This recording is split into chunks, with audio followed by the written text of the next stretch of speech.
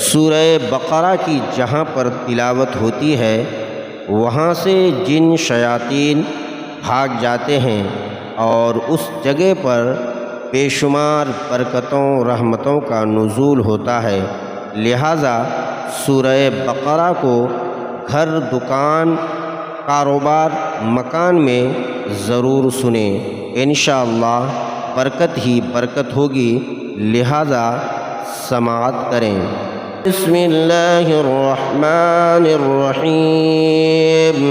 अलिफ लाम मीम। ज़ालिकल किताबु ला रैब फ़ीहि हुदल लिलमुत्तक़ीन अल्लज़ीना युमिनूना बिलग़ैबि व युक़ीमूना अस्सलाता व मिम्मा रज़क़नाहुम युनफ़िक़ून वल्लज़ीना युमिनूना बिमा उन्ज़िल इलैका वमा उन्ज़िल मिन क़ब्लिका व बिलआख़िरति हुम युक़िनून उलाइका अला हुदन मिन रब्बिहिम व उलाइका हुमुल मुफ़्लिहून। इन्नल्लज़ीना कफ़रू सवाअun अलैहिम अअन्ज़रतहुम अम लम तुन्ज़िरहुम ला युमिनून। ख़तमल्लाहु अला क़ुलूबिहिम व अला समइहिम व अला अबसारिहिम गिशावतुन व लहुम अज़ाबुन अज़ीम। वमिनन नासि मन यक़ूलु आमन्ना बिल्लाहि व बिल-यौमिल आख़िर व मा हुम बिमुमिनीन। युख़ादिऊना अल्लाह वल्लज़ीना आमनू व मा यख़दऊना इल्ला अन्फुसहुम व मा यशऊरून। फ़ी क़ुलूबिहिम मरदुन फ़ज़ादहुमुल्लाहु मरदा व लहुम अज़ाबुन अलीमुन बिमा कानू यकज़िबून। व इज़ा क़ील लहुम ला तुफ़सिदू फ़िल अर्दि क़ालू इन्नमा नहनु मुस्लिहून। अला इन्नहुम हुमुल मुफ़सिदून वलाकिन ला यशऊरून। व इज़ा क़ील लहुम आमिनू कमा आमना अन्नासु क़ालू वनु'मिनु कमा आमना अस्सुफ़हाa'u अला इन्नहुम हुमुस-सुफ़हाa'u वलाकिन ला यअलमून। वइज़ा लक़ुल्लज़ीना आमनू क़ालू आमन्ना वइज़ा ख़लऊ इला शयातीनिहिम क़ालू इन्ना मअकुम इन्नमा नहनु मुस्तहज़िऊन। अल्लाहु यस्तहज़िउ बिहिम व यमुद्दुहुम फ़ी तुग़यानिहिम यअमहून। उलाइका अल्लज़ीना इश्तरौ अद-दलालता बिल-हुदा फमा रबिहत तिजारतुहुम व मा कानू मुहतदीन। मथलुहुम कमथलिल्लज़ी इस्तवक़द नारा फलम्मा अज़ाअत मा हौलहु ज़हब अल्लाहु बिनूरिहिम व तरकहुम फ़ी ज़ुलुमातिन ला युबसिरून। सुम्मुन बुक्मुन उम्युन फ़हुम ला यरजिऊन। औ कसय्यिबिन मिनस-समाइ फ़ीहि ज़ुलुमातुन व रअदुन व बरक़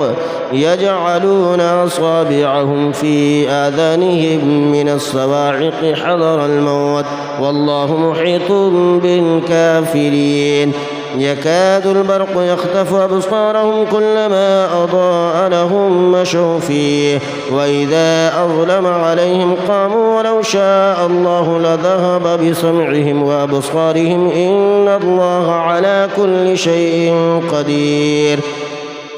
या अय्युहन्नास उ'बुदू रब्बकुम अल्लज़ी ख़लक़कुम वल्लज़ीना मिन क़ब्लिकुम लअल्लकुम तत्तक़ून। अल्लज़ी जअल लकुमुल अर्ज़ फ़िराशा वस्समाअ बिनाअन व अनज़ल मिनस-समाइ माअन फ़अख़रज बिहि मिनथ-थमराति रिज़क़न लकुम फला तजअलू लिल्लाहि अंदादा वअंतुम तअलमून। वइन कुंतुम फ़ी रैबिन मिम्मा नज़्ज़लना अला अब्दिना फ़अतू बिसूरतिन मिन मिस्लिहि वद'ू शुहदाअकुम मिन दूनिल्लाहि इन कुंतुम सादिक़ीन। फ़इन लम तफ़अलू वलन तफ़अलू फ़त्तक़ू अन्नार अल्लती वक़ूदुहा अन्नास वल-हिजारा उ'इद्दत लिल-काफ़िरीन। वबश्शिरिल्लज़ीना आमनू वअमिलुस-सालिहाति अन्न लहुम जन्नातिन तजरी मिन तहतिहा al-अनहार कुल्लमा रुज़िक़ू मिनहा मिन समरतिर रिज़क़न क़ालू हाज़ा अल्लज़ी रुज़िक़ना मिन क़ब्लु वऊतू बिही मुतशाबिहान वलहुम फ़ीहा अज़वाजुन मुत्तहरा وهم فيها خالدون إن الله لا يستحيي أن يضرب مثلا ما بعوضة فما فوقها فأما الذين آمنوا فيعلمون أنه الحق من ربهم وأما الذين كفروا فيقولون ماذا أراد الله بهذا مثلا يضل به كثيرا ويهدي به كثيرا وما يضل به إلا الفاسقين الذين ينقضون عهد الله من بعد ميثاقه ويقطعون ما أمر الله به أن يوصل ويفسدون في الأرض أولئك هم الخاسرون كيف تكفرون بالله وكنتم أمواتا فأحياكم ثم يميتكم ثم يحييكم ثم إليه ترجعون هو الذي خلق لكم ما في الأرض جميعا ثم استوى إلى السماء فسواهن 7 سماوات وهو بكل شيء عليم وإذ قال ربك للملائكة إني جاعل في الأرض خليفة قالوا أتجعل فيها من يفسد فيها ويسفك الدماء ونحن نسبح بحمدك ونقدس لك قال إني أعلم ما لا تعلمون وعلم آدم الأسماء كلها ثم عرضهم على الملائكة فقال أنبئوني بأسماء هؤلاء إن كنتم صادقين قالوا سبحانك لا علم لنا إلا ما علمتنا إنك أنت العليم الحكيم قال يا آدم أنبئهم بأسمائهم فلما أنبأهم بأسمائهم قال ألم أقل لكم إني أعلم غيب السماوات والأرض وأعلم ما تبدون وما كنتم تكتمون وإذ قلنا للملائكة اسجدوا لآدم فسجدوا إلا إبليس أبى واستكبر وكان من الكافرين وقلنا يا آدم اسكن أنت وزوجك الجنة وكلا منها رغدا حيث شئتما ولا تقربا هذه الشجرة فتكونا من الظالمين فأزلهما الشيطان عنها فأخرجهما مما كان فيه وقلنا اهبطوا بعضكم لبعض عدو ولكم في الأرض مستقر ومتاع إلى حين فتلقى آدم من ربه كلمات فتاب عليه إنه هو التواب الرحيم قلنا اهبطوا منها جميعا فإما يأتينكم مني هدى فمن تبع هداي فلا خوف عليهم ولا هم يحزنون والذين كفروا وكذبوا بآياتنا أولئك أصحاب النار هم فيها خالدون يا بني إسرائيل اذكروا نعمتي التي أنعمت عليكم وأوفوا بعهدي أوف بعهدكم وإياي فارهبون وآمنوا بما أنزلت مصدقا لما معكم ولا تكونوا أول كافر به ولا تشتروا بآياتي ثمنا قليلا وإياي فاتقون ولا تلبسوا الحق بالباطل وتكتموا الحق وأنتم تعلمون وأقيموا الصلاة وآتوا الزكاة واركعوا مع الراكعين أتأمرون الناس بالبر وتنسون أنفسكم وأنتم تتلون الكتاب فلا تعقلون واستعينوا بالصبر والصلاة وإنها لكبيرة إلا على الخاشعين الذين يظنون أنهم ملاقو ربهم وأنهم إليه راجعون يا بني إسرائيل اذكروا نعمتي التي أنعمت عليكم وأني فضلتكم على العالمين واتقوا يوما لا تجزي نفس عن نفس شيئا ولا يقبل منها شفاعة ولا يؤخذ منها عدل ولا هم ينصرون وإذ نجيناكم من آل فرعون يسومونكم سوء العذاب يذبحون أبناءكم ويستحيون نساءكم وفي ذلكم بلاء من ربكم عظيم وإذ فرقنا بكم البحر فأنجيناكم وأغرقنا آل فرعون وأنتم تنظرون وإذ واعدنا موسى 40 ليلة ثم اتخذتم العجل من بعده وأنتم ظالمون ثم عفونا عنكم من بعد بعد ذلك لعلكم تشكرون. وإذ آتينا موسى الكتاب والفرقان لعلكم تهتدون. وإذ قال موسى لقومه يا قوم إنكم ظلمتم أنفسكم باتخاذكم العجل فتوبوا إلى بارئكم فاقتلوا أنفسكم ذلكم خير لكم عند بارئكم فتاب عليكم إنه هو التواب الرحيم. وإذ قلتم يا موسى لن نؤمن لك حتى نرى الله جهرة فأخذتكم الصاعقة وأنتم تنظرون ثم بعثناكم من بعد موتكم لعلكم تشكرون. وظللنا عليكم الغمام وأنزلنا عليكم المن والسلوى كلوا من طيبات ما رزقناكم وما ظلمونا ولكن كانوا أنفسهم يظلمون. وإذ قلنا ادخلوا هذه القرية فكلوا منها حيث شئتم رغدا وادخلوا الباب سجدا وقولوا حتة نغفر لكم خطاياكم وسنزيد المحسنين. فبدل الذين ظلموا قولا غير الذي قيل لهم فأنزلنا على الذين ظلموا رجزا من السماء بما كانوا يفسقون. وإذ استسقى موسى لقومه فقلنا اضرب بعصاك الحجر فانفجرت منه 12 عينا قد علم كل أناس مشربهم كلوا واشربوا من رزق الله ولا تعثوا في الأرض مفسدين. وإذ قلتم يا موسى لن نصبر على طعام واحد فادع لنا ربك يخرج لنا مما تنبت الأرض من بقلها وقثائها وفومها وعدسها وبصلها قال تستبدلون الذي هو أدنى بالذي هو خير اهبطوا مصرا فإن لكم ما سألتم وضربت عليهم الذلة والمسكنة وباءوا بغضب من الله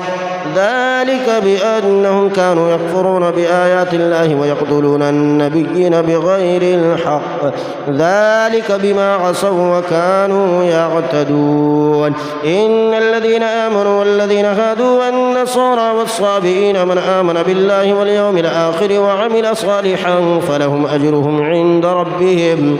ولا خوف عليهم ولا هم يحزنون. وإذا أخذنا ميثاقكم ورفعنا فوقكم الطور خذوا ما آتيناكم بقوة واذكروا ما فيه لعلكم تتقون ثم توليتم من بعد ذلك فلولا فضل الله عليكم ورحمته لكنتم من الخاسرين. ولقد علمتم الذين اعتدوا منكم في السبت فقلنا لهم كونوا قردة خاسئين فجعلناها نكالا لما بين يديها وما خلفها وموعظة للمتقين. وإذ قال موسى لقومه إن الله يأمركم أن تذبحوا بقرة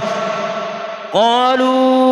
وتتخذنا هزوا قال أعوذ بالله أن أكون من الجاهلين. قالوا ادع لنا ربك يبين لنا ما هي قال إنه يقول إنها بقرة لا فارض ولا بكر عوان بين ذلك فافعلوا ما تؤمرون. قالوا ادع لنا ربك يبين لنا ما لونها قال إنه يقول إنها بقرة صفراء فاقع لونها تسر الناظرين.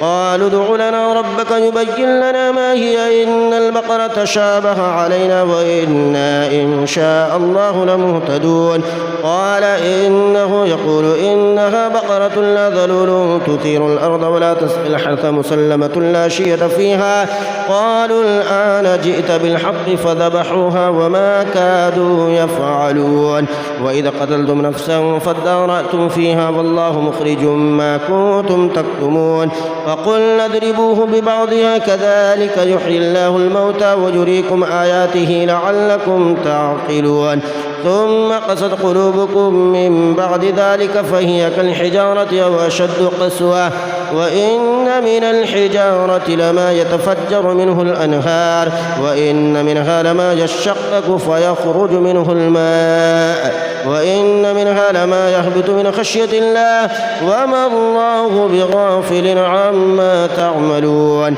أفتطمعون أن يؤمنوا لكم وقد كان فريق منهم يسمعون كلام الله ثم يحرفونه من بعد ما قالوه وهم يعلمون وإذا لقوا الذين آمنوا قالوا آمنا وإذا خلا بعضهم إلى بعض قالوا وتحدثونهم بما فتح الله عليكم ليحاجوكم به عند ربكم أفلا تعقلون أولا يعلمون أن الله يعلم ما يسرون وما يعلنون ومنهم أميون لا يعلمون الكتاب إلا أماني وإنهم إلا يظنون فويل للذين يكتبون الكتاب بأيديهم ثم يقولون هذا من عند الله ليشتروا به ثمنا قليلا فويل لهم مما كتبت أيديهم وويل لهم مما يكسبون وقالوا لن تمسنا النار إلا أياما معدودة قل أتخذتم من عند الله عهدا فلن يخلف الله عهده أم تقولون على الله ما لا تعلمون بلى من كسب سيئة وأحاطت به خطيئته فأولئك أصحاب النار هم فيها خالدون والذين آمنوا وعملوا الصالحات أولئك أصحاب الجنة هم فيها خالدون وإذا أخذنا ميثاق بني إسرائيل لا تعبدون إلا الله وبالوالدين إحسانا وذي القربى واليتامى والمساكين وقولوا للناس حسنا وأقيموا الصلاة وآتوا الزكاة ثم توليتم إلا قليلا منكم وأنتم معرضون وإذا أخذنا ميثاقكم لا تسفكون دماءكم ولا تخرجون أنفسكم من دياركم ثم أقررتم وأنتم تشهدون ثم أنتم هؤلاء تقتلون أنفسكم وتخرجون فريقا منكم من ديارهم تظاهرون عليهم بالإثم والعدوان وإن يأتوكم سارى تفادوهم وهو محرم عليكم إخراجهم أفتؤمنون ببعض الكتاب وتكفرون ببعض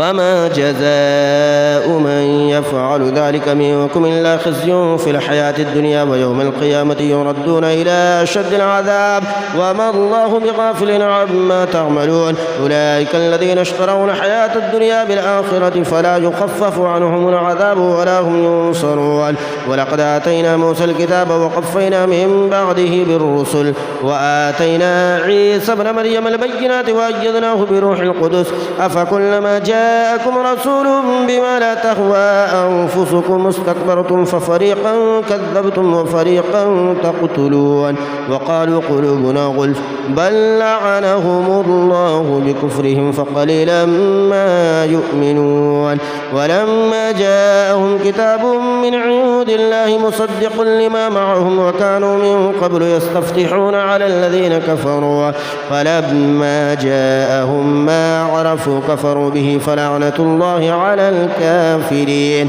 بئس ما اشتروا به أنفسهم أن يكفروا بما أنزل الله بغيا أن ينزل الله من فضله على من يشاء من عباده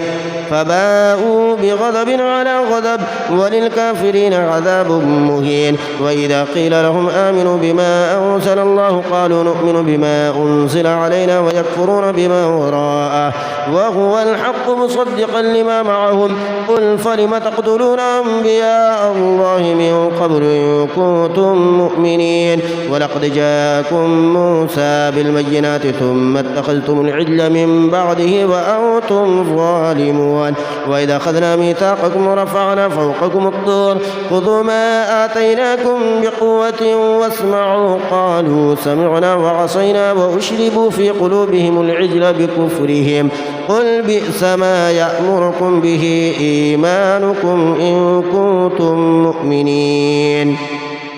قل إن كانت لكم الدار الآخرة عند الله خالصة من دون الناس فتمنوا الموت إن كنتم صادقين ولن يتمنوه أبدا بما قدمت أيديهم والله عليم بالظالمين ولتجدنهم أحرص الناس على حياة ومن الذين أشركوا يود أحدهم لو يعمر 1000 سنة وما هو بمزحزحه من العذاب أن يعمر والله بصير بما يعملون قل من كان عدوا لجبريل فإنه نزله على قلبك بإذن الله مصدقا لما بين يديه وهدى وبشرى للمؤمنين من كان عدوا لله وملائكته ورسله وجبريل وميكال فإن الله عدو للكافرين ولقد أنزلنا إليك آيات بينات وما يكفر بها إلا الفاسقون أفكلما عاهدوا عهدا نبذه فريق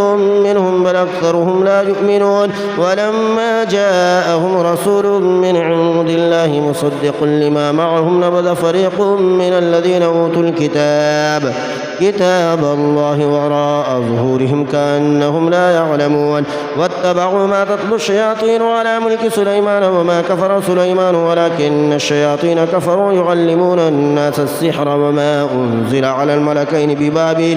ببابل هاروت وماروت وما يعلمان من أحد حتى يقولا إنما نحن فتنة فلا تكفر فيتعلمون منهما ما يفرقون به بين المرء وزوجه وما هم بضارين به من أحد إلا بإذن الله ويتعلمون ما يضرهم ولا ينفعهم ولقد علموا لمن اشتراه ما له في الآخرة من خلاق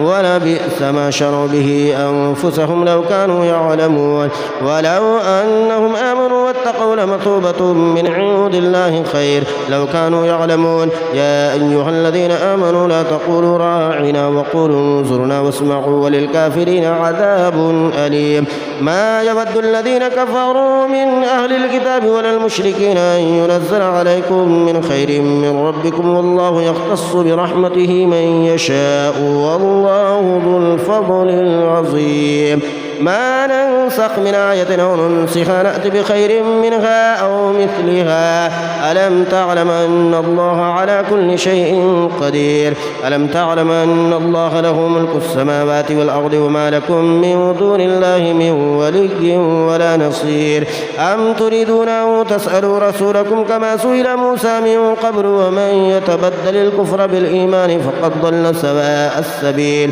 ود كثير من أهل الكتاب لو يردونكم من بعد إيمانكم كفارا حسدا من عند أنفسهم من بعد ما تبين لهم الحق فاعفوا واصفحوا حتى يأتي الله بأمره إن الله على كل شيء قدير وأقيموا الصلاة وآتوا الزكاة وما تقدموا لأنفسكم من خير تجدوه عند الله إن الله بما تعملون بصير وقالوا لن يدخل الجنة إلا من كان هودا أو نصارى تلك أمانيهم قل هاتوا برهانكم إن كنتم صادقين بلى من أسلم وجهه لله وهو محسن فله أجره عند ربه ولا خوف عليهم ولا هم يحزنون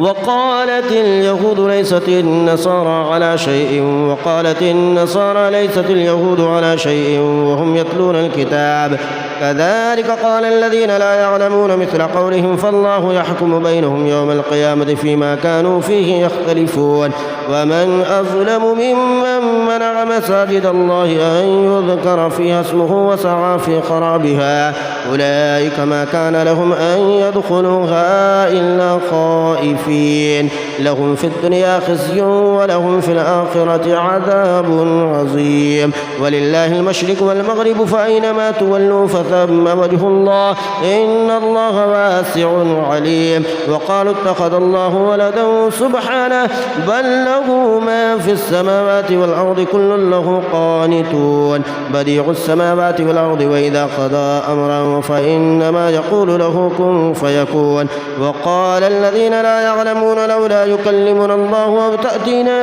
آية كذلك قال الذين من قبلهم مثل قولهم تشابهت قلوبهم قد بينا الآيات لقوم يوقنون إنا أرسلناك بالحق بشيرا ونذيرا ولا تسأل عن أصحاب الجحيم ولن ترضى عنك اليهود ولا النصارى حتى تتبع ملتهم قل إن هدى الله هو الهدى ولئن اتبعت أهواءهم بعد الذي جاءك من العلم ما لك من الله من ولي ولا نصير الذين آتيناهم الكتاب يتلونه حق تلاوته أولئك يؤمنون به ومن يكفر به فأولئك هم الخاسرون يا بني إسرائيل اذكروا نعمتي التي أنعمت عليكم وأني فضلتكم على العالمين واتقوا يوما لا تجزي نفس عن نفس شيئا ولا يقبل منها عدل ولا تنفعها شفاعة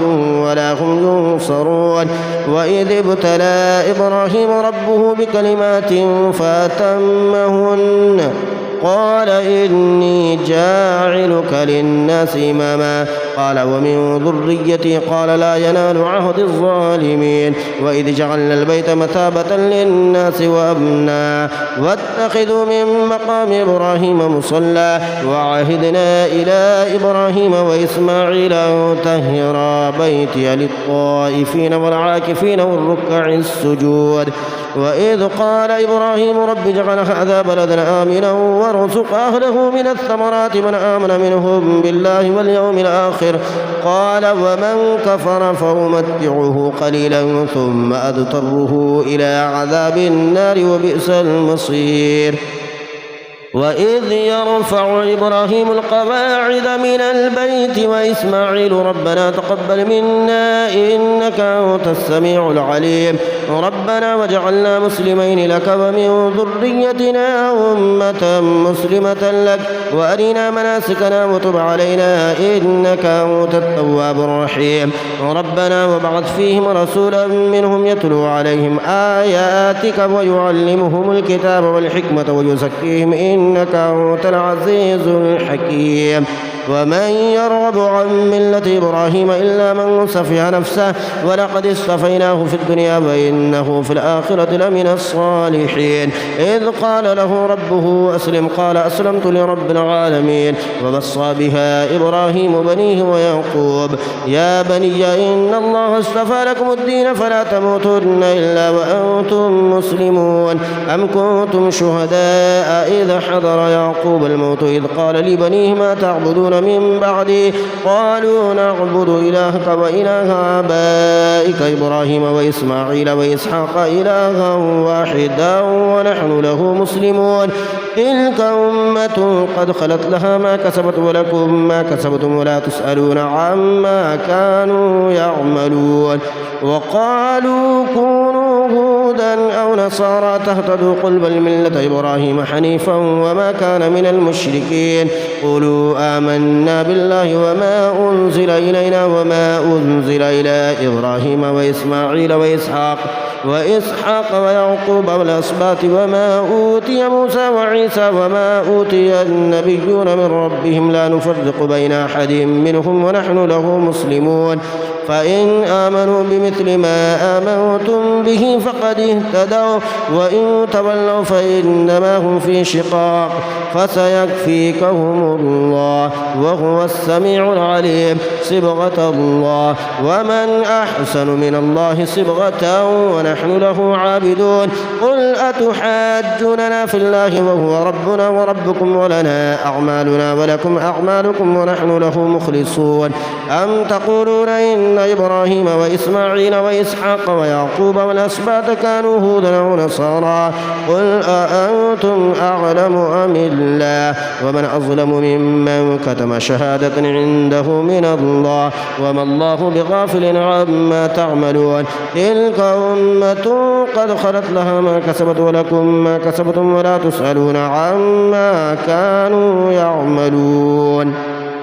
سيقول السفهاء من الناس ما ولاهم عن قبلتهم التي كانوا عليها قل لله المشرق والمغرب يهدي من يشاء إلى صراط مستقيم وكذلك جعلناكم أمة وسطا لتكونوا شهداء على الناس ويكون الرسول عليكم شهيدا وما جعلنا القبلة التي كنت عليها إلا لنعلم من يتبع الرسول ممن ينقلب على عقبيه وإن كانت لكبيرة إلا على الذين هدى الله وما كان الله ليضيع إيمانكم إن الله بالناس لرؤوف رحيم قد نرى تقلب وجهك في السماء فلنولينك قبلة ترضاها فول وجهك شطر المسجد الحرام وحيث ما كنتم فولوا وجوهكم شطره وإن الذين أوتوا الكتاب ليعلمون أنه الحق من ربهم وما الله بغافل عما يعملون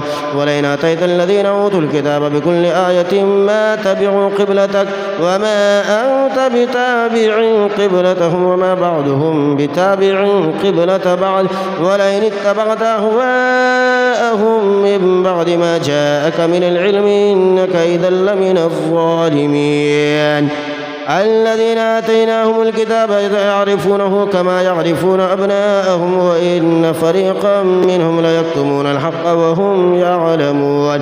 الحق من ربك فلا تكونن من الممترين ولكل وجهة هو موليها فاستبقوا الخيرات أينما تكونوا يأتي بكم الله جميعا إن الله على كل شيء قدير ومن حيث خرجت فول وجهك شطر المسجد الحرام وإنه الحق من ربك وما الله بغافل عما تعملون ومن حيث خرجت فول وجهك شطر المسجد الحرام وحيث ما كنتم فولوا وجوهكم شطره لئلا يكون للناس عليكم حجة إلا الذين ظلموا منهم فلا تخشوهم واخشوني ولأتم نعمتي عليكم ولعلكم تهتدون كما أرسلنا فيكم رسولا منكم يتلو عليكم آياتنا ويزكيكم ويعلمكم الكتاب والحكمة ويعلمكم ما لم تكونوا تعلمون فاذكروني أذكركم واشكروا لي ولا تكفرون يا أيها الذين آمنوا استعينوا بالصبر والصلاة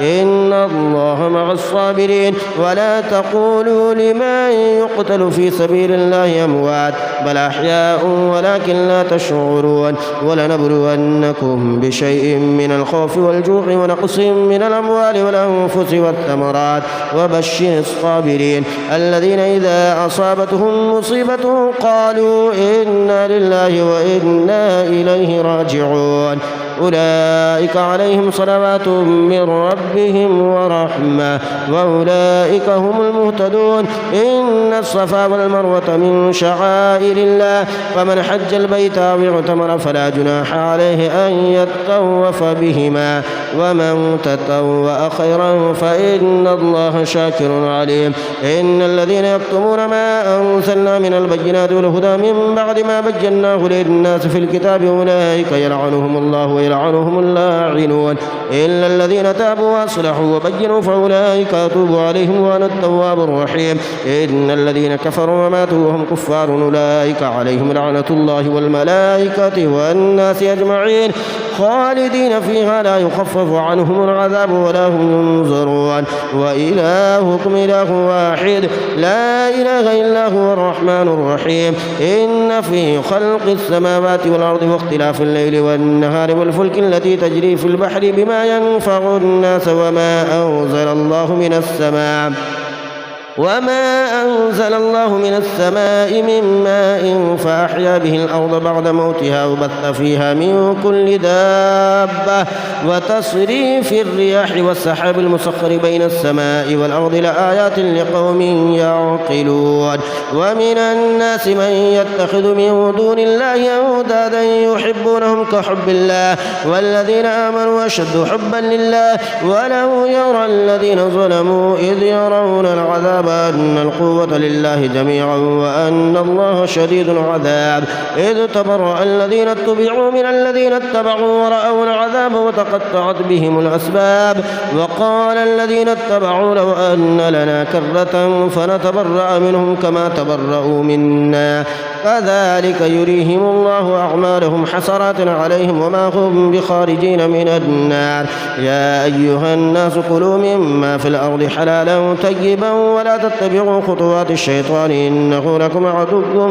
مبين إنما يأمركم بالسوء والفحشاء وأن تقولوا على الله ما لا تعلمون وإذا قيل لهم اتبعوا ما أنزل الله قالوا بل نتبع ما ألفينا عليه آباءنا أولو كان آباؤهم لا يعقلون شيئا ولا يهتدون ومثل الذين كفروا كمثل الذي ينعق بما لا يسمع إلا دعاء ونداء صم بكم عمي فهم لا يعقلون يا أيها الذين آمنوا كلوا من طيبات ما رزقناكم واشكروا لله إن كنتم إياه تعبدون إنما حرم عليكم الميتة والدم ولحم الخنزير وما أهل به لغير الله فمن اضطر غير باغ ولا عاد فلا إثم عليه إن الله غفور رحيم إن الذين يكتمون ما أنزل الله من الكتاب ويشترون به ثمنا قليلا أولئك ما يأكلون في بطونهم إلا النار ولا يكلمهم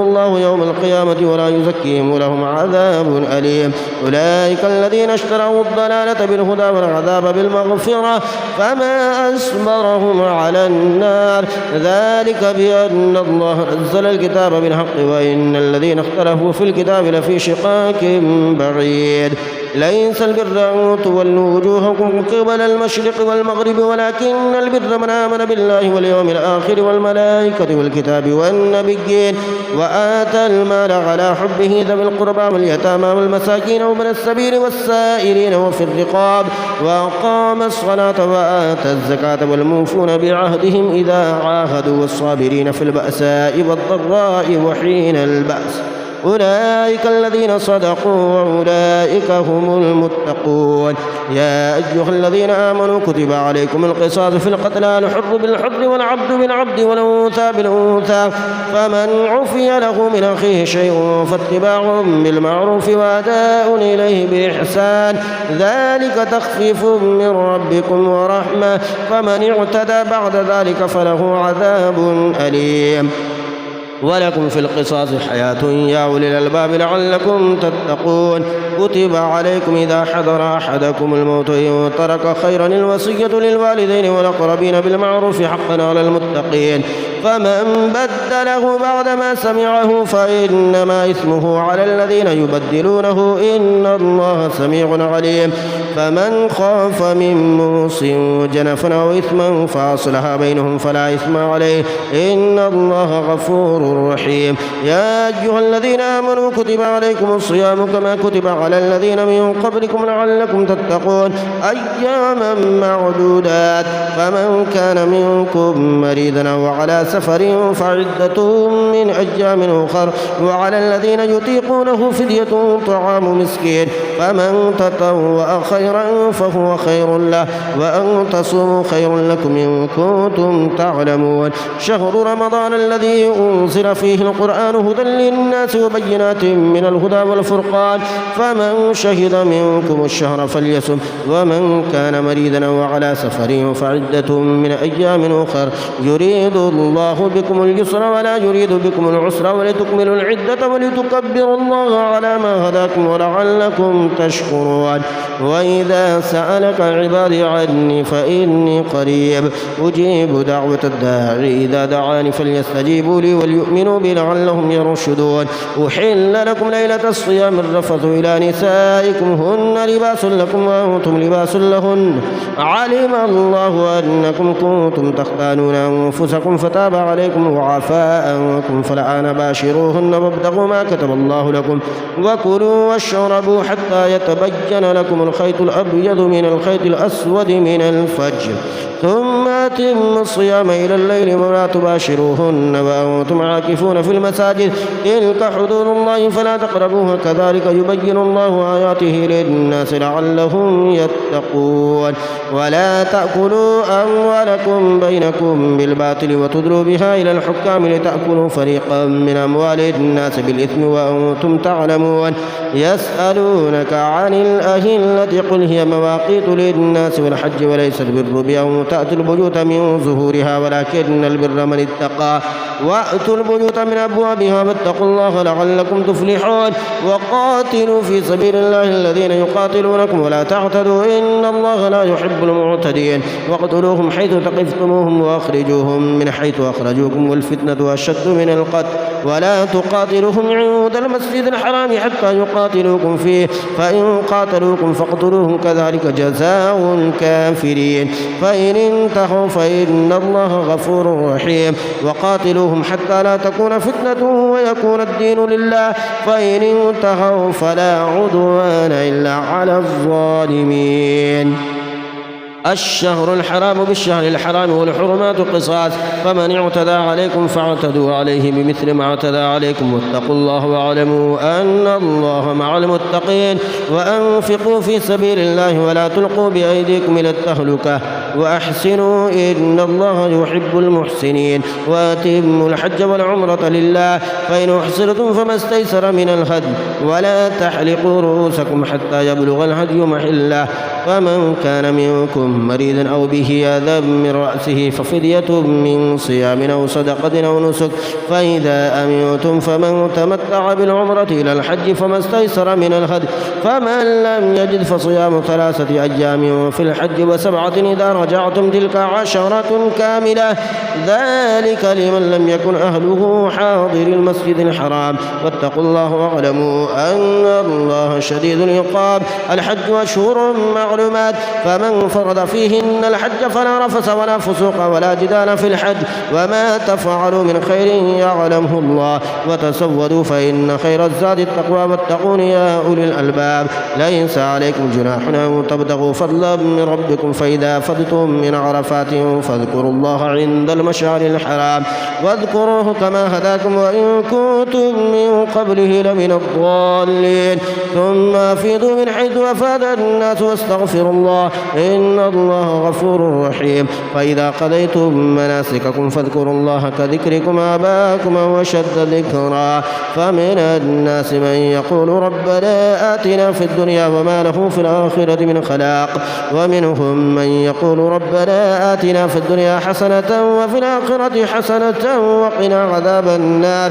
أولئك لهم نصيب مما كسبوا والله سريع الحساب واذكروا الله في أيام معدودات فمن تعجل في يومين فلا إثم عليه ومن تأخر فلا إثم عليه لمن اتقى واتقوا الله واعلموا أنكم إليه تحشرون ومن الناس من يعجبك قوله في الحياة الدنيا ويشهد الله على ما في قلبه وهو ألد الخصام وإذا تولى سعى في الأرض ليفسد فيها ويهلك الحرث والنسل والله لا يحب الفساد وإذا قيل له اتق الله أخذته العزة بالإثم فحسبه جهنم ولبئس المهاد ومن الناس من يشري نفسه ابتغاء مرضات الله والله رؤوف بالعباد يا أيها الذين آمنوا ادخلوا في السلم كافة ولا تتبعوا خطوات الشيطان إنه لكم عدو مبين فإن زللتم من بعد ما جاءتكم البينات فاعلموا أن الله عزيز حكيم هل ينظرون إلا أن يأتيهم الله في ظلل من الغمام والملائكة وقضي الأمر وإلى الله ترجع الأمور سل بني إسرائيل كما آتيناهم من آية بينة ومن يبدل نعمة الله من بعد ما جاءته فإن الله شديد العقاب زين للذين كفروا الحياة الدنيا ويسخرون من الذين آمنوا والذين اتقوا فوقهم يوم القيامة والله يرزق من يشاء بغير حساب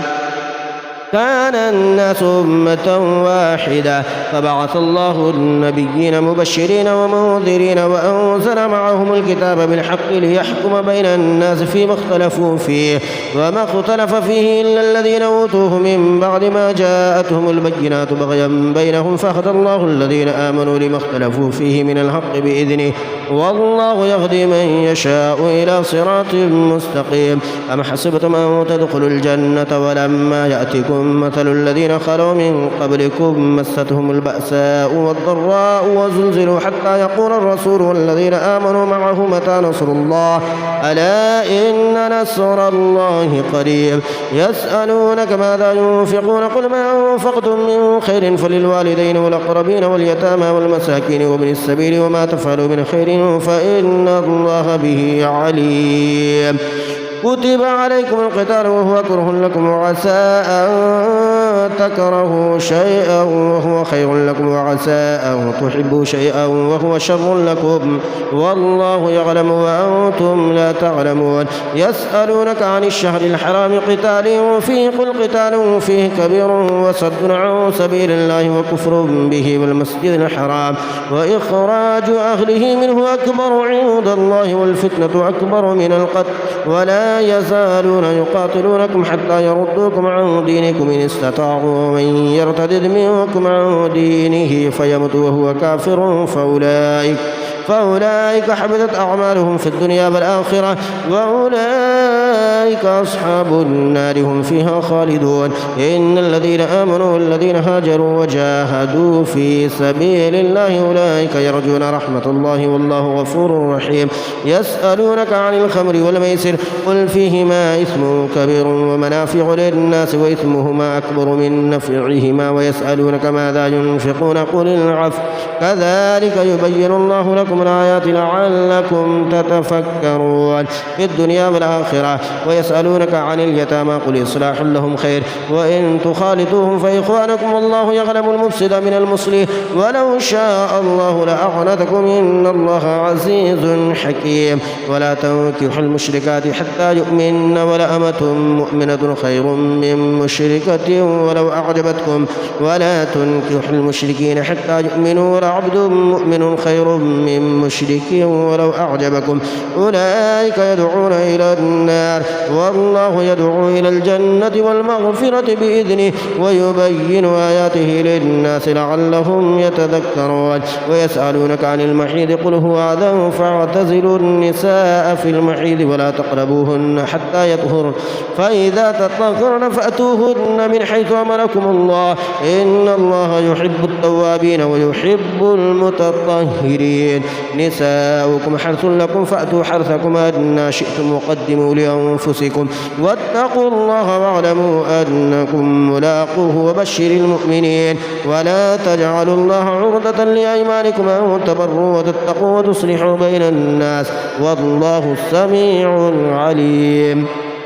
لا يؤاخذكم الله باللغو في أيمانكم ولكن يؤاخذكم بما كسبت قلوبكم والله غفور حليم. للذين يؤلون من نسائهم تربص 4 أشهر فإن فاءوا فإن الله غفور رحيم وإن عزموا الطلاق فإن الله سميع عليم. والمطلقات يتربصن بأنفسهن 3 قروء ولا يحل لهن أن يكتمن ما خلق الله في أرحامهن إن كن يؤمن بالله واليوم الآخر وبعولتهن حق بردهن في ذلك إن أرادوا إصلاحا ولهن مثل الذي عليهن بالمعروف وللرجال عليهن درجة والله عزيز حكيم. الطلاق 2 فإمساك بمعروف أو تسريح بإحسان ولا يحل لكم أن تأخذوا مما آتيتموهن شيئا إلا أن يخافا ألا يقيما حدود الله فإن خفتم أن لا يقيما حدود الله فلا جناح عليهما فيما افتدت به تلك حدود الله فلا تعتدوها ومن يتعد حدود الله فأولئك هم الظالمون. فإن طلقها فلا تحل له من بعد حتى تنكح زوجا غيره فإن طلقها فلا جناح عليهما أن يتراجعا إن ظنا أن يقيما حدود الله وتلك حدود الله يبينها لقوم يعلمون. وإذا طلقتم النساء فبلغن أجلهن فأمسكوهن بمعروف أو سرحوهن بمعروف ولا تمسكوهن ضرارا لتعتدوا ومن يفعل ذلك فقد ظلم نفسه. ولا تتخذوا آيات الله هزوا واذكروا نعمة الله عليكم وما أنزل عليكم من الكتاب والحكمة يعظكم به واتقوا الله واعلموا أن الله بكل شيء عليم. وإذا طلقتم النساء فبلغن أجلهن فلا تعذروهن أن ينكحن أزواجهن إذا تراضوا بينهم بالمعروف ذلك يوعظ به من كان منكم يؤمن بالله واليوم الآخر ذلكم أزكى لكم وأطهر والله يعلم وأنتم لا تعلمون. والوالدات يرضعن أولادهن حولين كاملين لمن أراد أن يتم الرضاعة وعلى المولود له رزقهن وكسوتهن بالمعروف لا تكلف نفس إلا وسعها لا تضار والدة بولدها ولا مولود له بولده وعلى الوارث مثل ذلك فإن أرادا فصالا أو تراض منهما وتشاور فلا جناح عليهما. وإن أردتم أن تسترضعوا أولادكم فلا جناح عليكم إذا سلمتم ما آتيتم بالمعروف واتقوا الله واعلموا أن الله بما تعملون بصير. والذين يتوفون منكم ويذرون أزواجا يتربصن بأنفسهن 4 أشهر و10 فإذا بلغن أجلهن فلا جناح عليكم فيما فعلن في أنفسهن بالمعروف والله بما تعملون تعملون خبير. ولا جناح عليكم فيما عرضتم به من خطبة النساء أو أكننتم في أنفسكم علم الله أنكم ستذكرونهن ولكن لا تواعدوهن سرا إلا أن تقولوا قولا معروفا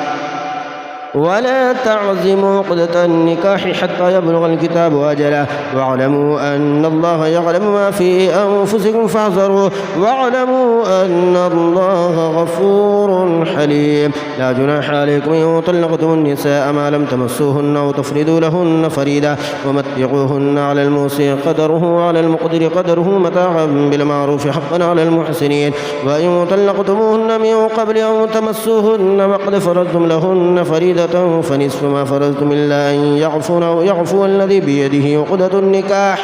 وأن تعفوا أقرب للتقوى ولا تنسوا الفضل بينكم إن الله بما تعملون بصير. حافظوا على الصلوات والصلاة الوسطى وقوموا لله قانتين. فإن خفتم فرجالا أو ركبانا فإذا أمنتم فاذكروا الله كما علمكم ما لم تكونوا تعلمون. والذين يتوفون منكم ويذرون أزواجا وصية لأزواجهم متاعا إلى الحول غير إخراج فإن خرجن فلا جناح عليكم فيما فعلن في أنفسهن من معروف والله عزيز حكيم. وللمطلقات متاع بالمعروف حقا على المتقين. كذلك يبين الله لكم آياته لعلكم تعقلون. ألم تر إلى الذين خرجوا من ديارهم وهم ألوف حذر الموت فقال لهم الله موتوا ثم أحياهم إن الله لذو فضل على الناس ولكن أكثر الناس لا يشكرون. وقاتلوا في سبيل الله واعلموا أن الله سميع عليم. من ذا الذي يقرض الله قرضا حسنا فيضاعفه له أضعافا كثيرا والله يقبض ويبسط وإليه ترجعون. ألم تر إلى الملأ من بني إسرائيل من بعد موسى إذ قالوا لنبي لهم ابعث لنا ملكا نقاتل في سبيل الله قال هل عسيتم إن كتب عليكم القتال ألا تقاتلوا قالوا وما لنا ألا نقاتل في سبيل الله وقد خرجنا من ديارنا وأبنائنا فلما كتب عليهم القتال تولوا إلا قليلا منهم والله عليم بالظالمين. وقال لهم نبيهم إن الله قد بعث لكم طالوت ملكا قالوا أنى يكون له الملك علينا ونحن أحق بالملك منه ولم يؤت سعة من المال قال إن الله اصطفاه عليكم وزاده بسطة في العلم والجسم والله يؤتي ملكه من يشاء والله واسع عليم. وقال لهم نبيهم إن آية ملكه أن يأتيكم التابوت فيه سكينة من ربكم وبقية مما ترك آل موسى وآل هارون تحمله الملائكة إن في ذلك لآية لكم إن كنتم مؤمنين. فلما فصل طالوت بالجنود قال إن الله مبتليكم بنهر فمن شرب منه فليس مني ومن لم يطعمه فإنه مني إلا من اغترف غرفة بيده فشربوا منه إلا قليلا منهم. فلما جاوزه هو والذين آمنوا معه قالوا لا طاقة لنا اليوم بجالوت وجنوده. قال الذين يظنون أنهم ملاقوا الله كم من فئة قليلة غلبت فئة كثيرة بإذن الله والله مع الصابرين. ولما برزوا لجالوت وجنوده قالوا ربنا افرغ علينا صبرا وثبت أقدامنا وانصرنا على القوم الكافرين. فهزموهم بإذن الله وقتل داود جالوت وآتاه الله الملك والحكمة وعلمه مما يشاء ولولا دفع الله الناس بعدهم ببعض لفسدت الأرض ولكن الله ذو فضل على العالمين. تلك آيات الله نتلوها عليك بالحق وإنك لمن المرسلين. تلك الرسل فضلنا بعضهم على بعض منهم من كلم الله ورفع بعضهم درجات وآتينا عيسى ابن مريم البينات وأيدناه بروح القدس ولو شاء الله ما اقتتل الذين من بعدهم من بعد ما جاءتهم البينات ولكن اختلفوا فمنهم من آمن ومنهم من كفر ولو شاء الله ما اقتتلوا ولكن الله يفعل ما يريد. يا أيها الذين آمنوا أنفقوا مما رزقناكم من قبل أن يأتي يوم لا بيع فيه ولا خلة ولا شفاعة والكافرون هم الظالمون. الله لا إله إلا هو الحي القيوم لا تأخذه سنة ولا نوم له ما في السماوات وما في الأرض من ذا الذي يشفع عنده إلا بإذنه يعلم ما بين أيديهم وما خلفهم ولا يحيطون بشيء من علمه إلا بما شاء وسع كرسيه السماوات والأرض ولا يؤوده حفظهما وهو العلي العظيم. لا إكراه في الدين قد تبين الرشد من الغي، فمن يكفر بالطاغوت ويؤمن بالله فقد استمسك بالعروة الوثقى لا انفصام لها والله سميع عليم. الله ولي الذين آمنوا يخرجهم من الظلمات إلى النور، والذين كفروا أولياؤهم الطاغوت يخرجونهم من النور إلى الظلمات أولئك أصحاب النار هم فيها خالدون. ألم تر إلى الذي حاج إبراهيم في ربه أن آتاه الله الملك إذ قال إبراهيم ربي الذي يحيي ويميت قال أنا أحيي وأميت. قال إبراهيم فإن الله يأتي بالشمس من المشرق فأت بها من المغرب فبهت الذي كفر والله لا يهدي القوم الظالمين. أو كالذي مر على قرية وهي خاوية على عروشها قال أنى يحيي هذه الله بعد موتها فأماته الله 100 عام ثم بعثه. قال كم لبثت؟ قال لبثت يوما أو بعض يوم. قال بل لبثت 100 عام فانظر إلى طعامك وشرابك لم يتسنه وانظر إلى حمارك ولنجعلك آية للناس وانظر إلى العظام كيف ننشزها ثم نكسوها لحما فلما تبين له قال أعلم أن الله على كل شيء قدير.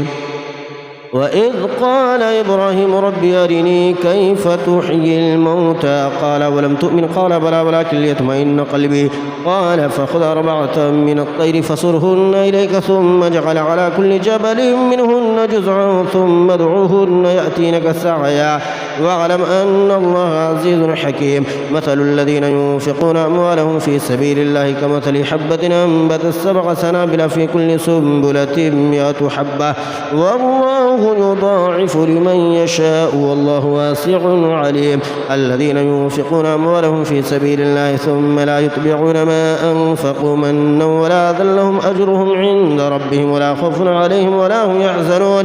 قول معروف ومغفرة خير من صدقة يتبعها عذاب والله غني حليم. يا أيها الذين آمنوا لا تبطلوا صدقاتكم بالمن والأذى كالذي ينفق ماله رئاء الناس ولا يؤمن بالله واليوم الآخر فمثله كمثل صفوان عليه تراب فأصابه وابل فتركه صلدا لا يقدرون على شيء مما كسبوا والله لا يهدي القوم الكافرين. ومثل الذين ينفقون أموالهم ابتغاء مرضات الله وتثبيتا من أنفسهم كمثل جنة بربوة أصابها وابل فآتت أكلها ضعفين فإن لم يصبها وابل فطل والله بما تعملون بصير. أيود أحدكم أن تكون له جنة من نخيل وأعناب تجري من تحته الأنهار له فيها من كل الثمرات وأصابه الكبر وله ذرية ضعفاء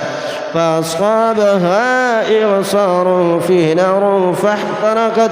كذلك يبين الله لكم الآيات لعلكم تتفكرون. يا أيها الذين آمنوا أنفقوا من طيبات ما كسبتم ومما أخرجنا لكم من الأرض ولا تيمموا الخبيث منه تنفقون ولستم بآخذه إلا أن تغمضوا فيه واعلموا أن الله غني حميد. الشيطان يعدكم الفقر ويأمركم بالفحشاء والله يعدكم مغفرة منه وفضلا والله واسع عليم. يؤتي الحكمة من يشاء ومن يؤت الحكمة فقد أوتي خيرا كثيرا وما يذكر إلا أولو الألباب. وما أنفقتم من نفقة أو نذرتم من نذر فإن الله يعلمه وما للظالمين من أنصار. إن تبدوا الصدقات فنعما هي وإن تخفوها وتؤتوها الفقراء فهو خير لكم ويكفر عنكم من سيئاتكم والله بما تعملون خبير. ليس عليك هداهم ولكن الله يهدي من يشاء وما تنفقوا من خير فلأنفسكم وما تنفقون إلا ابتغاء وجه الله وما تنفقوا من خير يوفى إليكم وأنتم لا تظلمون. للفقراء الذين أحصروا في سبيل الله لا يستطيعون ضربا في الأرض يحسبهم الجاهل أغنياء من التعفف تعرفهم بسيماهم لا يسألون الناس إلحافا وما تنفقوا من خير وإن الله به عليم. الذين ينفقون أموالهم بالليل والنهار سرا وعلانية فلهم أجرهم عند ربهم ولا خوف عليهم ولا هم يحزنون. الذين يأكلون الربا لا يقومون إلا كما يقوم الذي يتخبطه الشيطان من المس، ذلك بأنهم قالوا إنما البيع مثل الربا وأحل الله البيع وحرم الربا. فمن جاءه موعظة من ربه فانتهى فله ما سلف وأمره إلى الله ومن عاد فأولئك أصحاب النار هم فيها خالدون. يمحق الله الربا ويربي الصدقات والله لا يحب كل كفار أثيم. إن الذين آمنوا وعملوا الصالحات وأقاموا الصلاة وآتوا الزكاة لهم أجرهم عند ربهم ولا خوف عليهم ولا هم يحزنون. يا أيها الذين آمنوا اتقوا الله وذروا ما بقي من الربا إن كنتم مؤمنين، فإن لم تفعلوا فأذنوا بحرب من الله ورسوله وإن تبتم فلكم رؤوس أموالكم لا تظلمون ولا تظلمون. وإن كان ذو عسرة فنظرة إلى ميسرة وأن تصدقوا خير لكم إن كنتم تعلمون. واتقوا يوما ترجعون فيه إلى الله ثم توفى كل نفس ما كسبت وهم لا يظلمون. يا أيها الذين آمنوا إذا تداينتم بدين إلى أجل مسمى فاكتبوه ليكتب بينكم كاتب بالعدل ولا يأبى كاتب أن يكتب كما علمه الله فليكتب وليملل الذي عليه الحق وليتق الله ربه ولا يبخس منه شيئا. فإن كان الذي عليه الحق سفيها أو ضعيفا أو لا يستطيع أن يمل هو فليملل وليه بالعدل واستشهدوا شهيدين من رجالكم فإن لم يكونا رجلين فرجل وامرأتان ممن ترضون من الشهداء أن تدل إحداهما فتذكر إحداهما الأخرى ولا يأبى الشهداء إذا ما دعوا ولا تسأموا أن تكتبوه صغيرا أو كبيرا إلى أجله ذلكم أقسط عند الله وأقوم للشهادة وأدنى ألا ترتابوا إلا أن تكون تجارة حاضرة تديرونها بينكم فليس عليكم جناح ألا تكتبوها وأشهدوا إذا تبايعتم ولا يضار كاتب ولا شهيد وإن تفعلوا فإنه فسوق بكم واتقوا الله ويعلمكم الله والله بكل شيء عليم. وإن كنتم على سفر ولم تجدوا كاتبا فرهان مقبوضة فإن أمن بعضكم بعضا فليؤدي الذي اؤتمن أمانته وليتق الله ربه ولا تكتموا الشهادة ومن يكتمها فإنه آثم قلبه والله بما تعملون عليم. لله ما في السماوات وما في الأرض وإن تبدوا ما في أنفسكم أو تخفوه يحاسبكم به الله فيغفر لمن يشاء ويعذب من يشاء والله على كل شيء قدير. آمن الرسول بما أنزل إليه من ربه والمؤمنون كل آمن بالله وملائكته وكتبه ورسله لا نفرق بين أحد من رسله وقالوا سمعنا وأطعنا غفرانك ربنا وإليك المصير. لا يكلف الله نفسا إلا وسعها لها ما كسبت وعليها ما اكتسبت ربنا لا تؤاخذنا إن نسينا أو أخطأنا ربنا ولا تحمل علينا إصرا كما حملته على الذين من قبلنا ربنا ولا تحملنا ما لا طاقة لنا به واعف عنا واغفر لنا وارحمنا أنت مولانا فانصرنا على القوم الكافرين. اللهم صل على سيدنا ومولانا محمد وعلى آل سيدنا ومولانا محمد كما تحب وترضى له.